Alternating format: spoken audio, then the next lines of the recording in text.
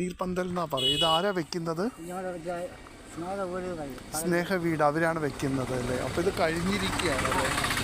അത്യാവശ്യക്കാർക്കൊക്കെ കിട്ടുള്ളൂ അല്ലേ?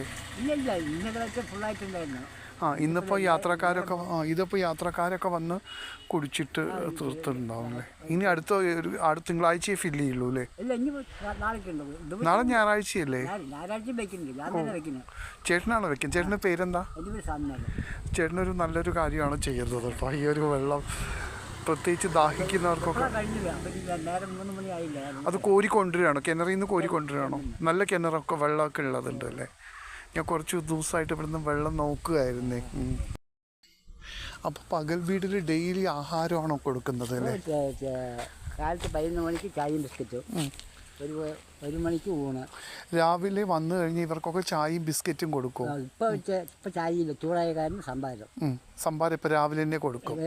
10 മണിക്ക് ചായ കൊടുക്കുന്നത് അതിന് സംഭാരം കൊടുക്കും. ഉച്ചയ്ക്ക് ചോറുണ്ടോ? ഉച്ചയ്ക്ക് ചോറ്, മോര്, 2 ഉപ്പേരി, ഒരു സാമ്പാർ, ഒരു അച്ചാർ.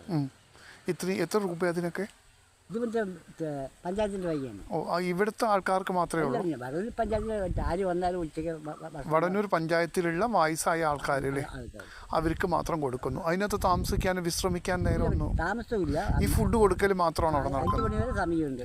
അപ്പോൾ ഇതിങ്ങനെ 5 മണി വരെ ഇതിൻ്റെ ഉള്ളിൽ സമയമുണ്ട്.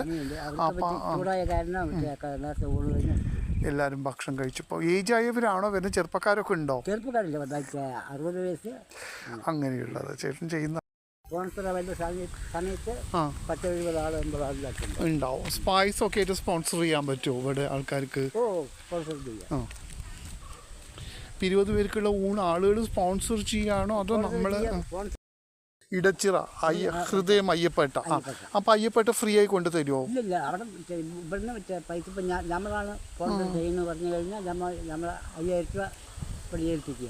നിങ്ങൾ അവിടെ നിന്ന് അവരെ വിളിച്ച് 5000 രൂപയാണ് നമ്മൾ സ്പോൺസർ. എത്ര പേർക്കാ? അത് 45 ആൾ 50 ആൾ ഉണ്ണും. 50 ആൾ കൊണ്ടുവന്ന് 60 ആൾ ഉണ്ണും. അതെ, കുറച്ച് കൂടുതൽ ചോറ് തരുമായിരിക്കും. പിന്നെ കറികൾ അധികം ഒന്നും കഴിക്കത്തില്ല. തുറക്കണോ? ഇല്ല, വേണ്ട, ജസ്റ്റ് ഇങ്ങനെ കാണാൻ. അതാണ് ഇല്ല, ഇതാണ് നമ്മുടെ ശിശുക്കളുടെ കുട്ടികളുടെയൊക്കെ ഉള്ള സംഭവമാണത് അല്ലേ? അപ്പൊ ഇത് ജിമ്മ് മറ്റേ വയസ്സായ ആളുകൾക്കൊക്കെയാണ് അല്ലേ? പിന്നെ കുട്ടികളൊന്ന് പറയാൻ പറ്റില്ല. മെയിനായിട്ട് ഉദ്ദേശിക്കുന്ന വയസ്സായ ആൾക്കാരെയാണ് അല്ലേ? ഇതിന് ഉപകരണങ്ങളൊക്കെ എവിടെ കിട്ടുന്നത്? അവർ നൽകുന്നതാണല്ലേ?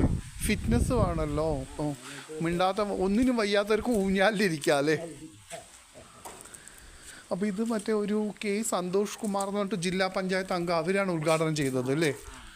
അവരാണ് ഉദ്ഘാടനം ചെയ്തിട്ടുള്ളത് പകൽ വീട്.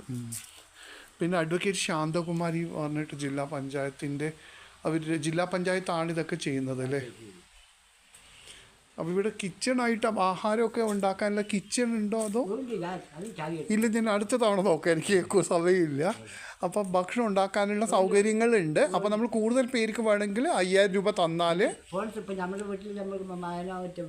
ബർത്ത്ഡേയോ അങ്ങനെ നല്ലൊരു കാര്യം ഉണ്ടെങ്കിൽ നമ്മളിവിടെ വന്ന് നന്നായി എല്ലാവർക്കും ഇവിടെ വന്ന് സ്പോൺസർ ചെയ്യാം. അപ്പം ഞാനത് നോക്കാം അല്ലേ?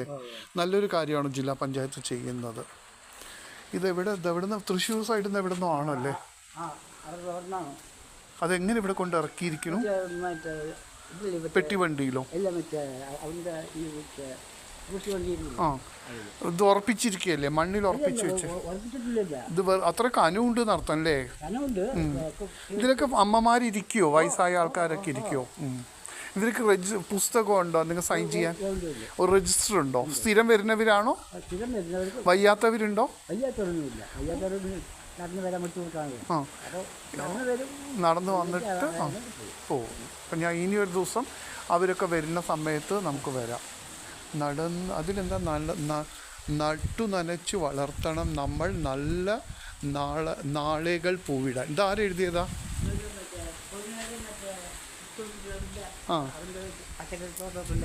എവിടെ? ഇതിൻ്റെ ഉള്ളിലോ? അവരെഴുതിയതാണ്. ഈ വടവന്നൂർ സ്കൂളത്തെ കുട്ടികളായിരിക്കും അല്ലേ? പുതുനഗരം സ്കൂളത്തെ NSS പിള്ളേരായിരിക്കും അല്ലേ?